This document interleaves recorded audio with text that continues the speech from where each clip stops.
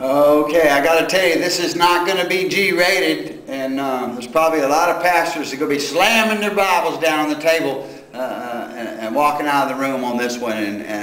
So I got to tell you, if you're faint of heart when it comes to religious, if you're very rigid, I would suggest that you hit the off button right now. Get out while you can. And I may change my beliefs and views as time go on, but right now this is my journey and I got to tell you about it. Free will. You got about as much free will as God wants you to have.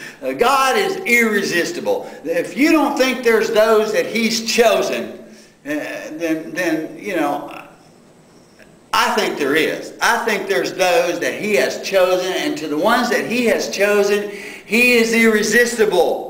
You know, it was just like me. God was irresistible to me, and not in a good way. I mean, well, He had to be, it was in a good way, but He did it hard. It hurt, and it was kind of like all my life. It's like I'm going the other way, and I'm like, oh no, God, I'm not going to you. And He's like, oh yeah, you coming. You just don't know it yet.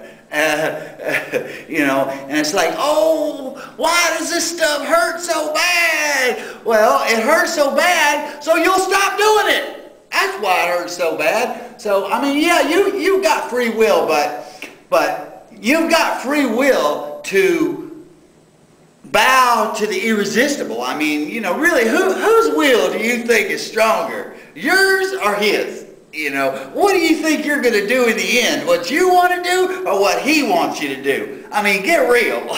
You know, when I first got saved, I was a lot of praying about what I was supposed to do, what I was supposed to, and I knew I was supposed to share my message. You know, I knew I was supposed to go out and tell my story. I knew that 30 seconds after it happened. I knew this is, you know, you're a soldier for God now, and your mission is to tell your story. That's why you've been saved in the first place, is to, at least that's what He told me, so I could come back and tell my story. And so I knew that, but I didn't know how. And I knew I'd need resources. I knew I was supposed to help people, but I really know exactly how I'm supposed to help them. But I knew, or at least I thought, I'd need resources. That's where the restaurant came from. That's where the idea came from. I sat down with a piece of paper and a pencil and drew it out and eventually took it to architects. And it got made exactly the way that I drew it out in my vision. And I knew I'd need resources to help people. And I used to pray, well, what am I supposed to do? Am I supposed to get a bus and take them to church? I'm going to need some money to get that bus. Or am I supposed to do that? And there came a time where our relationship got strong enough where I told myself, or I said to myself, what are you doing? You don't have to ask Him to tell you what to do. When the time comes, He's going to drop a rock on your head. You know, and that's when my real faith and my real trust kicked in. When I stopped worrying about Him telling me things. When I stopped worrying about how everything was going to work out. You know, in my last video I said, relax, because God's in control. And when you get close enough and you get really, and your faith gets strong enough, you stop all this begging and worrying and crying and sit back and wait, and it's going to happen the way that He wants it to happen. And you know, a lot of people say, oh, I need you to pray for this person, and you know, and pray for that person. And what are you going to say? What are you going to say? God, well, why are you letting this happen to this person? You know, you don't love them enough to keep this. I mean, if you're trying to get Him to change something that He's doing, something that He let happen, you're saying, God, I know you know what you're doing, but in this particular case, you know, I think it would be better if you did this. And so you're telling God that you know better what He should do than He does. I mean, in a way, that's the way I feel about it. You're saying, well, you know, you should make an exception with this person because I like him. Because, you know, we like him. They're close to a certain group of us, so, you know, you should take special mercy on them and let it happen to all the other people, but not us. You know, if you want to pray for guidance, if you want to pray for faith or wisdom, you know,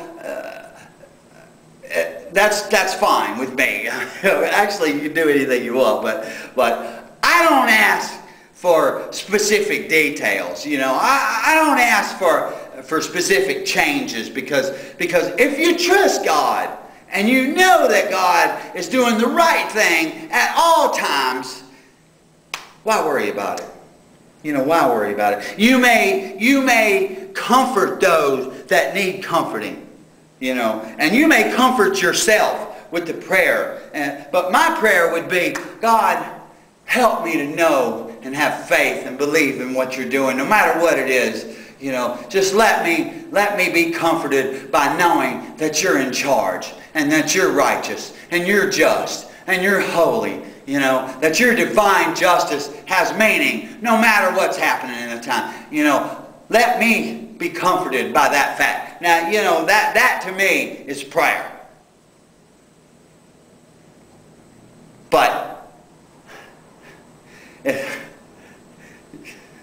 free will? Yeah, you've got the free will to do what He wants you to do.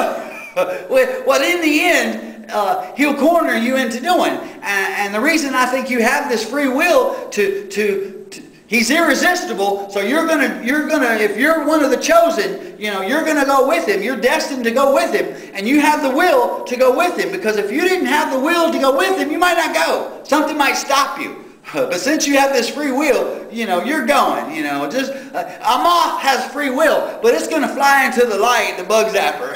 You know, it's got free will, but that bug light, man, it's just irresistible. And there are those that God has chosen to be irresistible to. So, you know, there's some of you out there, you're fighting it out, you're running, you know, you're doing all this stuff, and it's hurting you so bad, and you're like, no, I'm not coming, Lord, oh God, I'm not coming. And He's like, oh yeah, you are. Oh, believe me, trust me, you are. You're coming. You're coming. You just don't know it.